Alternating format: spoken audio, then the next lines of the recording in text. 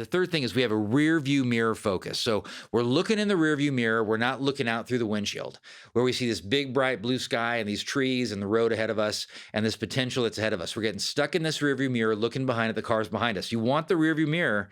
You don't want to break it off and not have it in the car, but it's not going to serve you if you're always focusing on the rear view mirror. In fact, you're going to get in a crash, which often happens.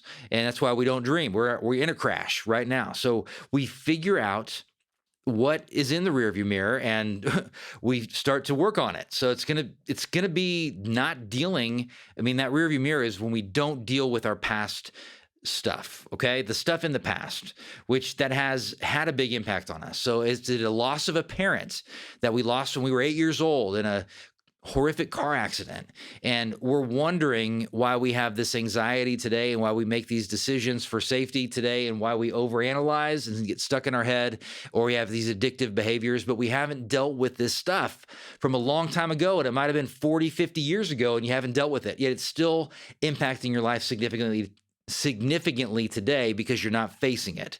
It could be the loss of your health for some reason. It could be the loss of a marriage, the loss of a child. It could be the loss of your mother or your father or your sister or your brother, whatever. But those things in the past, or the things that we experienced being bullied, where people treated us as if we were unworthy and as if we were just a piece of garbage, and we still get stuck in certain situations, especially crowds, and we have phobias because we equate the current situation to what happened actually in the past. And of course, we're not going to dream until we work through that. We have to work through the anxiety.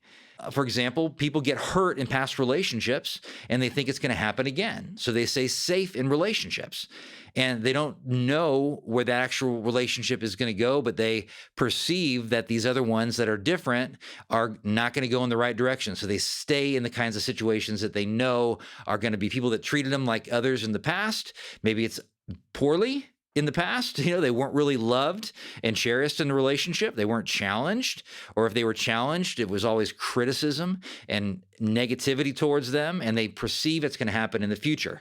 So some people, they get stuck because of their past in a perfectionistic mentality. They're never good enough for their parents, for their teachers, or they perceive not being good enough for their teachers, their coaches, and then they don't actually work through that, and they're stuck in the past, or they have some sort of abuse or neglect in the past that they haven't dealt with, and it's stored in their body, and it leads to this anxiety that they don't actually work through, because anxiety creates tunnel vision, and anxiety creates this whole dynamic of being stuck in a sympathetic state where it's fight, flight, or freeze, and they don't learn to relax. And so identifying how the rearview mirror focus is impacting your life is going to take some actions. I mean, one of them is going to be to get some help. Seriously, like get some help through books.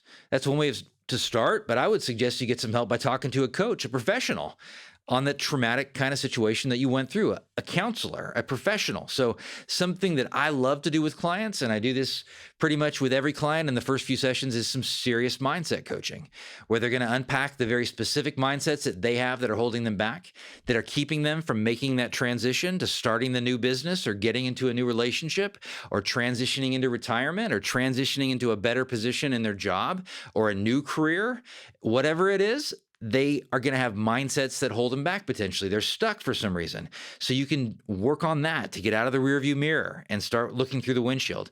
You can journal your thoughts. And again, this becomes a very important action to take. And so you start writing down what you're thinking and what your thoughts are in this specific situation.